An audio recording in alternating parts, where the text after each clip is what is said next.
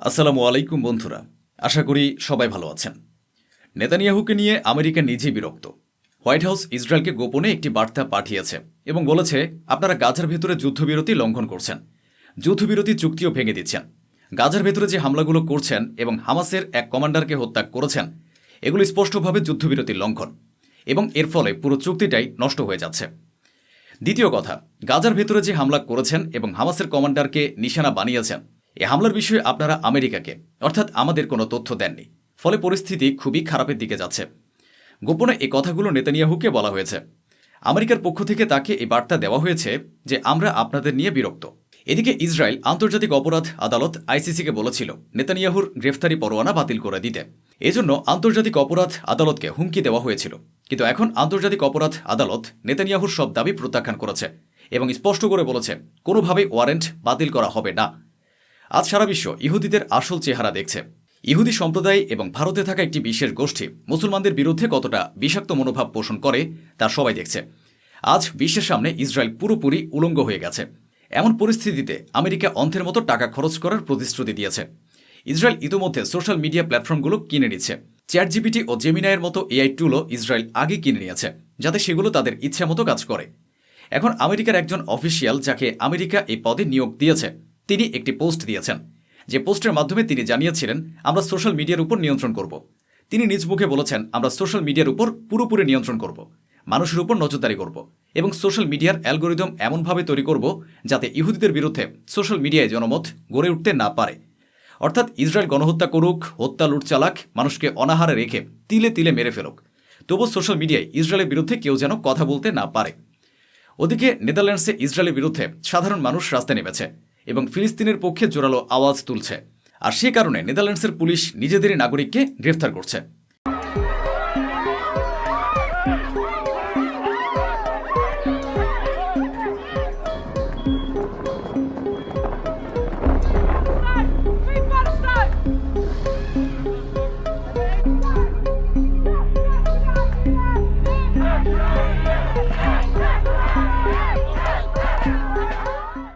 আমেরিকায় বিভিন্ন নির্মাণ কোম্পানি এখন তীব্র প্রতিযোগিতায় নেমে পড়েছে, কারণ আরব দেশগুলো আমেরিকা এবং পুরো বিশ্ব গাজা পুনর্গঠনের জন্য অঢেল টাকা দেবে। যে কোম্পানি এই কাজের ঠিকাদারি পাবে তার তো ভাগ্য খুলে যাবে। পুরো শহর বানাতে হবে, প্রায় পুরো দেশই নতুন করে গড়ে তুলতে হবে।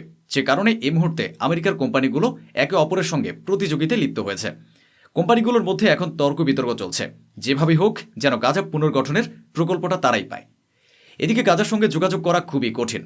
গাজার ভেতরের পরিস্থিতি অত্যন্ত হৃদয় বিতারক। দেখুন, প্রথমত 2.5 বছর ধরে ইসরায়েল যে অপরাধ চালিয়েছে তার পরিণতি ভোগ করতে হচ্ছে গাজার মানুষকে। দ্বিতীয়ত, এখন গাজার লোকজন খোলা আকাশের নিচে তাঁবুর ভেতরে বসবাস করছে। এমন অবস্থায় আবার প্রকৃতি এই প্রবল বৃষ্টি গাজার মানুষের উপর নতুন করে জুলুম শুরু করেছে। দেখুন, তাঁবুগুলো পানিতে ডুবে গেছে, গাজার বেশিরভাগ এলাকা পানিতে তলিয়ে গেছে, রাস্তার পাশে ও বিভিন্ন জায়গায় ময়লা আবর্জনা জমে আছে, পরিষ্কার করা সম্ভব হয়নি, সেই আবর্জনাও পানিতে ডুবে আছে। আর সেই পানি এখন গাজার মানুষের তাঁবুর ভেতরে ঢুকে পড়ছে। যাদের কাছে কিছুই নেই বা 2-4টা সামান্য জিনিসপত্র ছিল, সেগুলো এখন ভিজে নষ্ট হয়ে গেছে।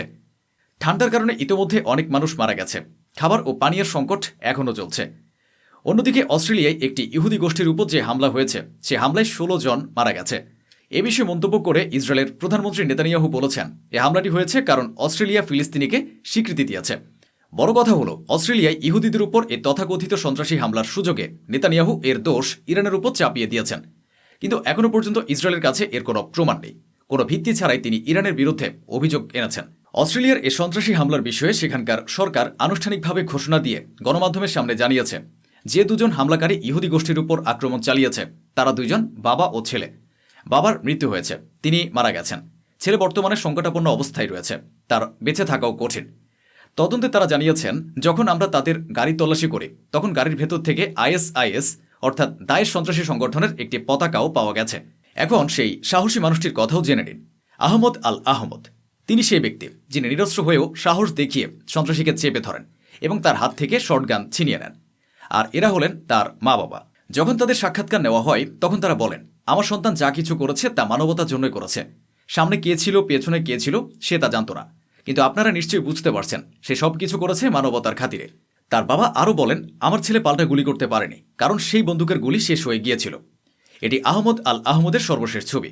সাধারণ মানুষকে বাঁচাতে গিয়ে তার শরীরের 2টি গুলি লেগেছে। মানুষের উপর হওয়া এই গণহত্যা সে সহ্য করতে পারেনি। দরিদ্র এই সবজি বিক্রেতা নিজের জীবন ঝুঁকিতে ফেলে না জানি কতজনের প্রাণ বাঁচিয়েছে।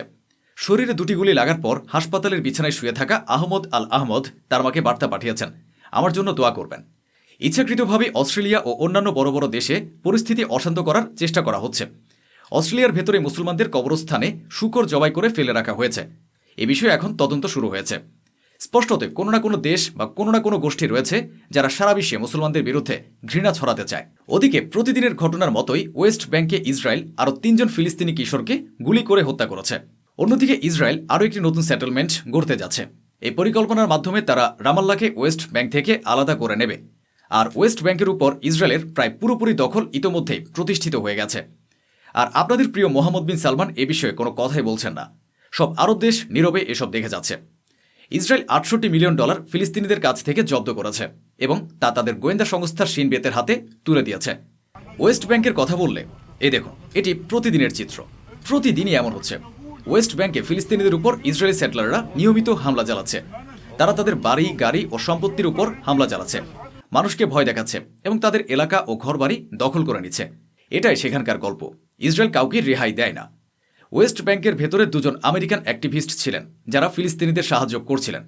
ইসরায়েলি সেনাবাহিনী সেই 2 আমেরিকান অ্যাক্টিভিস্টকেও অপহরণ করেছে। এদিকে ইউরোপ এখনও বিপুল পরিমাণ অস্ত্র ইসরায়েলের কাছ থেকে কিনছে। এর ফলে লাভ পাচ্ছে ইসরায়েল, আর গুপ্ত পথে বিপুল অর্থ ইসরায়েলের কাছে পৌঁছাচ্ছে। অন্যদিকে তুরস্কের জন্য নিযুক্ত আমেরিকার রাষ্ট্রদূত তুরস্কে অবস্থানকালে এক বিবৃতিতে বলেছিলেন, আমরা তুরস্ককে F-35 যুদ্ধবিমান দেব। পেছনে কিরকম গোপন সমঝোতা চলছে কে জানে। আপনারা পর্দায় দেখুন, এই সে ব্যক্তি যিনি তুরস্কের জন্য আমেরিকার রাষ্ট্রদূত। এখন তিনি নেতানিয়াহুর সঙ্গে দেখা করতে ইসরায়েলে পৌঁছেছেন। স্পষ্টতই ইসরায়েল তাকে ডেকেছে এটা বোঝানোর জন্য যে ইসরায়েল চায় না তুরস্ককে অস্ত্র দেওয়া হোক বা তুরস্ক F-35 পাক। বিভিন্ন দেশের সরকারগুলো যতই প্রকাশ্যে ইসরায়েলের পাশে দাঁড়াক না কেন, সাধারণ মানুষদের ফিলিস্তিনের পক্ষে দেখা যাচ্ছে। কানাডাতেও ফিলিস্তিনের পক্ষে জোরালো আওয়াজ উঠছে। End the siege on Gaza now. End the siege on Gaza now. End the siege on Gaza now. অন্যদিকে নেদারল্যান্ডসেও হাজার হাজার মানুষ ফিলিস্তিনের সমর্থনে রাস্তায় নেমেছে।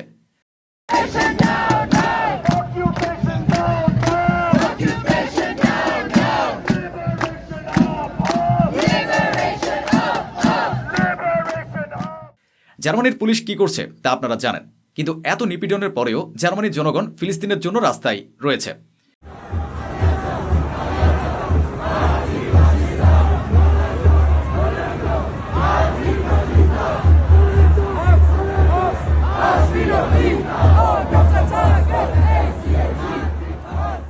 এদিকে ইসরায়েল প্রতিদিনের মতো আবারও লেবাননের উপর হামলা চালিয়েছে। আজকের হামলায় 3 জন সাধারণ মানুষ নিহত হয়েছে।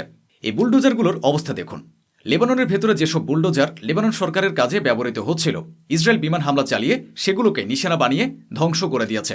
লেবানন সরকার মার খাচ্ছে, অথচ যারা লেবাননের মঙ্গল চায় তাদেরই দোষারোপ করছে। এখন লেবাননের পররাষ্ট্রমন্ত্রী বলছেন, আমাদের দেশে ইরানের ভূমিকা খুবই নেতিবাচক এবং আমরা চাই 2026 সালের শেষের আগেই হিজবুল্লাহ অস্ত্র ত্যাগ করুক। আর এদিকে দেখুন, আইএসআইএসের পক্ষ থেকে স্বীকারোক্তিনামাও এসে গেছে।